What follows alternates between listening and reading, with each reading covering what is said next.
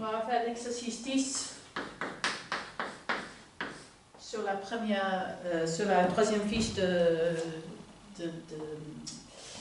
géométrie différentielle, et on va considérer la forme alpha qui est x dy moins y dx divisé par x carré plus y carré. Et je propose de regarder cette forme en termes de forme différentielle sur complexe.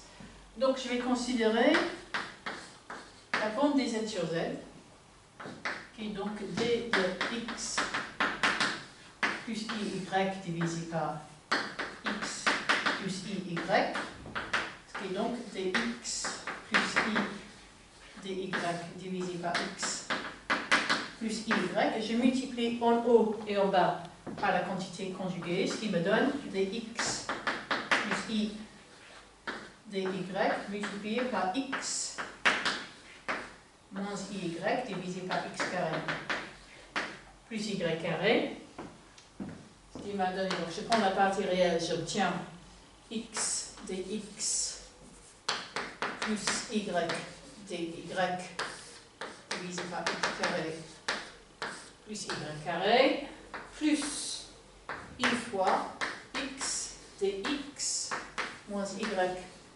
dx divisé par x carré plus y carré. Donc là-dedans, je reconnais alpha. Donc, ce que j'ai obtenu, c'est que alpha, c'est la partie imaginaire de z sur z.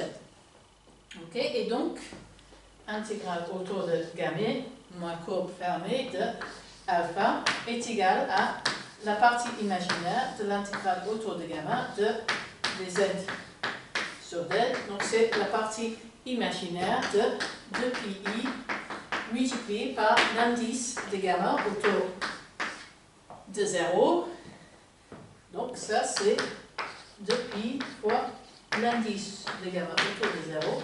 L'indice d'une courbe autour de 0 est toujours un entier. Donc ça c'est inclus dans 2pi fois z comme demandé. Ok. Ensuite, il est demandé est-ce que la forme est fermée et est-ce qu'elle est exacte. Ok, donc je vais calculer si c'est fermé. Donc j'ai alpha donné par x dy moins y dx divisé par x carré plus y carré. Donc j'ai d alpha qui est égal à d par dx de x sur x carré plus y carré dx wedge dy moins d par dy y divisé par x carré plus y carré dy wedge dx, ce qui me donne donc, si j'obtiens ici d par dx de x sur x carré plus y carré plus d par dy de y divisé par x carré plus y carré dx wedge dy. Ok.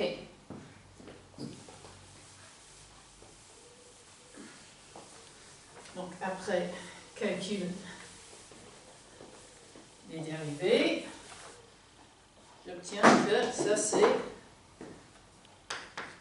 là j'ai y carré moins x carré divisé par x carré plus y carré plus x carré moins y carré divisé par x carré, pardon, x carré plus y carré au carré, x carré plus y carré au carré multiplié par dx wedge dy qui est égal à 0, et donc alpha est bien fermé.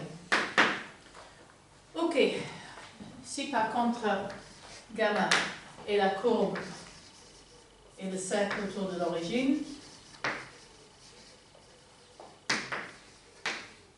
j'ai que intégrale autour de gamma de alpha est égale à 2pi fois l'indication de gamma autour de l'origine qui est égale à 1, qui est différent de 0, mais on sait que l'intégrale d'une forme exacte autour d'une courbe fermée est toujours égale à 0, donc j'en conclus que alpha n'est pas exact.